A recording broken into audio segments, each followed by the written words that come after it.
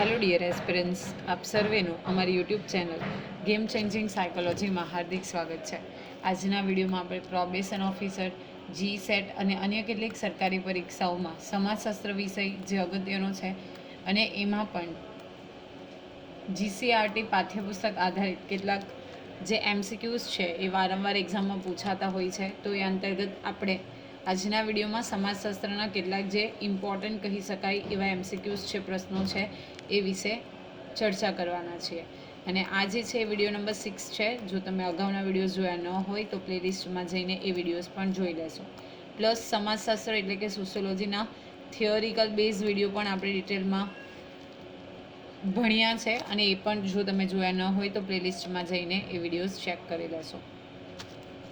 સૌપ્રથમ પ્રશ્ન છે કે સામાજિક સંસ્થા એ કેવા પ્રકારની કાર્યપ્રણાલી છે. જ્યારે આપણે સામાજિક સંસ્થાની વાત કરીએ તો સમાજમાં એ કેવા પ્રકારે કાર્ય કરે છે, કેવા પ્રકારની પદ્ધતિ છે અને કેવા પ્રકારની કાર્યપ્રણાલી છે. ઓપ્શન નંબર એ પ્રસ્થાપિત, ઓપ્શન નંબર બી વિસ્થાપિત, ઓપ્શન નંબર સી ચોક્કસ અને ઓપ્શન નંબર ડી આ પૈકી એક પણ નહીં. તો જ્યારે આપણે સામાજિક સંસ્થાની વાત કરીએ છીએ તો આ સામાજિક સંસ્થા સ્થાપવામાં આવેલી છે એટલે કે પ્રસ્થાપિત પ્રકારની કાર્યપ્રણાલી છે. એટલે કે જે સ્થાપિત મૂલ્યો છે એને આધારે પોતે કામ કરે છે. એટલે સામાજિક સંસ્થા અગત્યનો પ્રશ્ન છે કે પ્રસ્થાપિત પ્રકારની કાર્યપ્રણાલી છે. નેક્સ્ટ ક્વેશ્ચન જોઈએ, માતૃસત્તાક કુટુંબમાં મિલકતનો વારસો કોને મળે છે. હવે આપણે જોયું હતું there are 2 types of families. એક હોય માતૃસત્તાક એટલે કે મેટ્રાર્કલ ફેમિલી અને બીજું હોય પિતૃસત્તાક એટલે કે પેટ્રાર્કલ ફેમિલી. તો સીધી વસ્તુ છે કે માતૃસત્તાક કુટુંબ છે તો એમાં જે વારસો છે એ પુત્રીને મળે છે. ઓપ્શન નંબર એ પુત્રી, ઓપ્શન નંબર બી પુત્ર, ઓપ્શન નંબર સી પુત્ર અને પુત્રી બંનેને અને ઓપ્શન નંબર ડી કોઈને પણ નહીં. સો હિયર માતૃસત્તાક ફેમિલી એટલે કે મેટ્રાર્કિયલ ફેમિલી, તો આન્સર વિલ બી પુત્રી એટલે કે જે ડોટર હોય એને મિલકતનો વારસો મળે છે. નેક્સ્ટ ક્વેશ્ચન તરફ નજર કરીએ તો વિભક્ત કુટુંબમાં કુટુંબના નિર્ણયો કેવી રીતે લેવાય છે. હવે વિભક્ત કુટુંબની આપણે જો વાત કરીએ there are 2 types of family. Okay, જે જોઈન્ટ ફેમિલી છે એ અને વિભક્ત ફેમિલી છે એ, એટલે કે સેપરેટ જે ફેમિલી હોય તો એ. તો વિભક્ત કુટુંબની વાત કરીએ આપણે તો ઓપ્શન નંબર એ એક પક્ષીય રીતે, ઓપ્શન નંબર બી સર્વસંમતિથી, ઓપ્શન નંબર ડી કુટુંબના વડા દ્વારા અને ઓપ્શન નંબર ડી માતા દ્વારા. તો વિભક્ત કુટુંબ જે છે એની આપણે વાત કરીએ તો ત્યાં સર્વસંમતિથી નિર્ણય લેવામાં આવે છે. ઓપોઝિટ જ્યારે આપણે સંયુક્ત કુટુંબની વાત કરીએ તો સંયુક્ત કુટુંબમાં કુટુંબના વડા દ્વારા નિર્ણય લેવામાં આવે છે. વિભક્ત કુટુંબ એ નાનું કુટુંબ છે.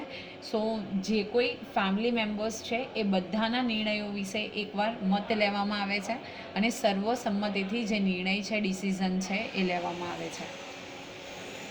નેક્સ્ટ ક્વેશ્ચન જોઈએ, સ્પેશિયલ મેરેજ એક્ટ કઈ સાલમાં ઘડાયો. ક્વેશ્ચન અગત્યનો છે, તમને પૂછાઈ શકે કે સ્પેશિયલ મેરેજ એક્ટ જે છે, નિયમ છે, કાનૂન છે, એ કયા વર્ષમાં બનાવવામાં આવ્યો. Option number A 1954 1954, option number B 1956 1956, option number C 1958 1958 and option number D 1961 એટલે કે 1961.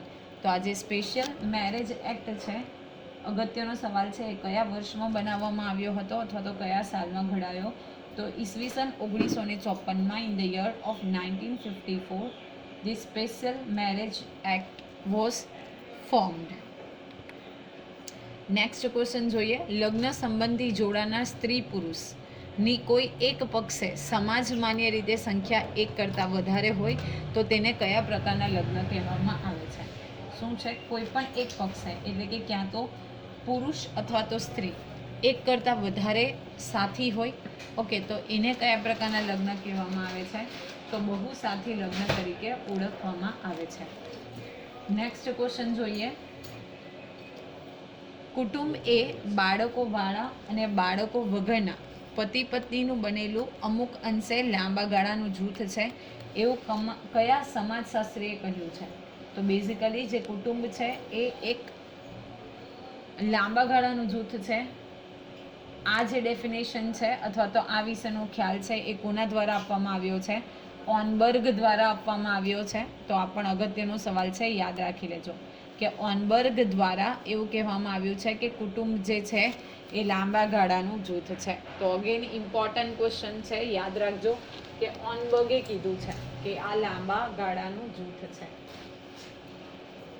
નેક્સ્ટ ક્વેશ્ચન, હિન્દુ સમાજમાં જ્ઞાતિ એ કેવા પ્રકારના સામાજિક એકમ તરીકે અસ્તિત્વ ધરાવે છે? અગેન હું રિપીટ કરું છું ક્વેશ્ચન, હિન્દુ સમાજમાં જ્ઞાતિ એ કેવા સામાજિક એકમ તરીકે અસ્તિત્વ ધરાવે છે?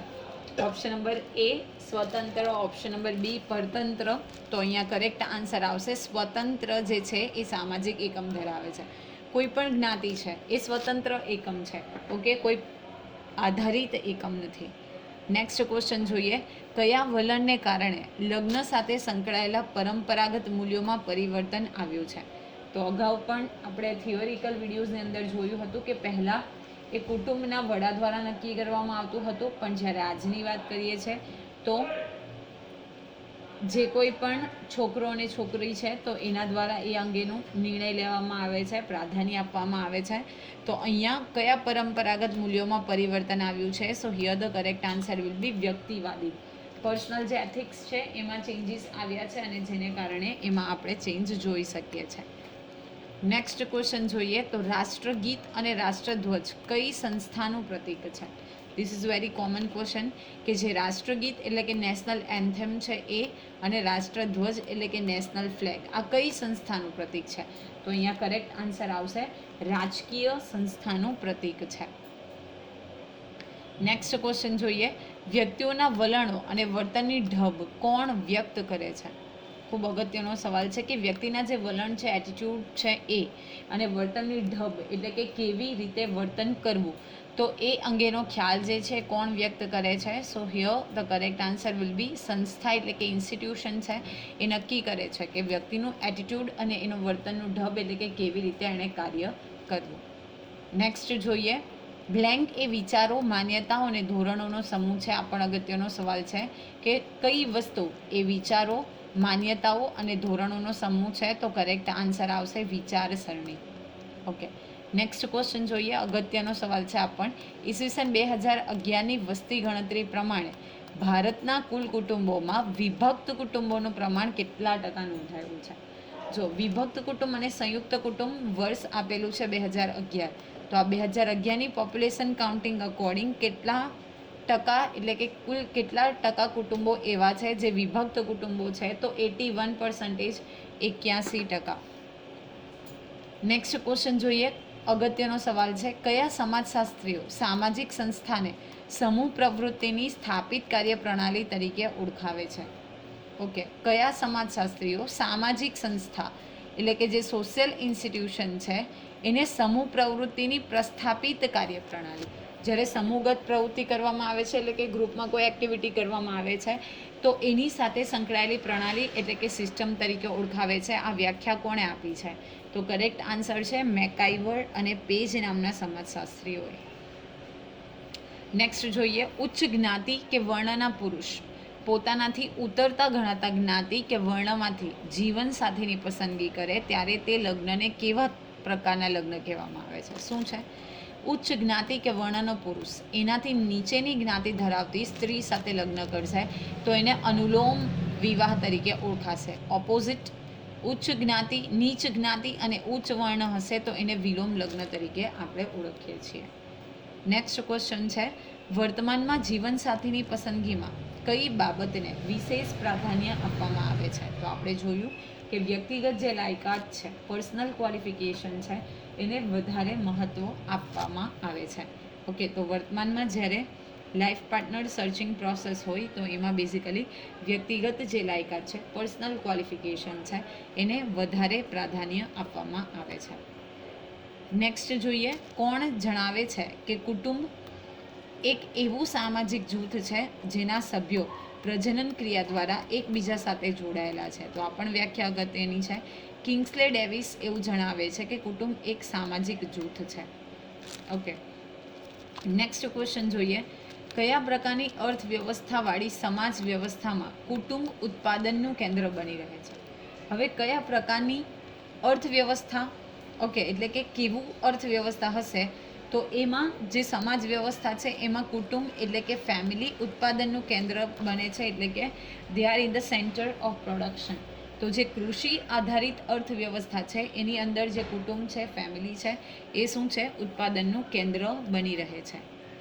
નેક્સ્ટ જોઈએ, કયા એક્ટ હેઠળ થયેલા લગ્નમાં પારસ્પરિક સંમતિથી છૂટાછેડા મેળવી શકાય છે? હવે કયા એક્ટને અનુરૂપ જો લગ્ન થયા હોય તો એમાં પારસ્પરિક સંમતિ એટલે કે જો અરસપરસની સંમતિ હોય તો જે ડિવોર્સ છે, છૂટાછેડા છે, એ મેળવી શકાય છે. તો કરેક્ટ આન્સર આવશે સ્પેશિયલ મેરેજ એક્ટ દ્વારા જો લગ્ન થયેલા છે તો પરસ્પરની સમજૂતીથી, અન્ડરસ્ટેન્ડિંગથી છૂટાછેડા મેળવી શકાય છે. આશા રાખું છું કે આ વિડીયોમાં તમને સમજ પડી હશે. વિડીયો પસંદ પડે તો વિડીયોને લાઇક કરી અને શેર કરવાનું ભૂલશો નહીં. અને આવા જ વધુ વિડીયોની અપડેટ્સ મેળવવા માટે even you can subscribe our YouTube channel game changing psychology. Thank you for watching the video. Have a nice day.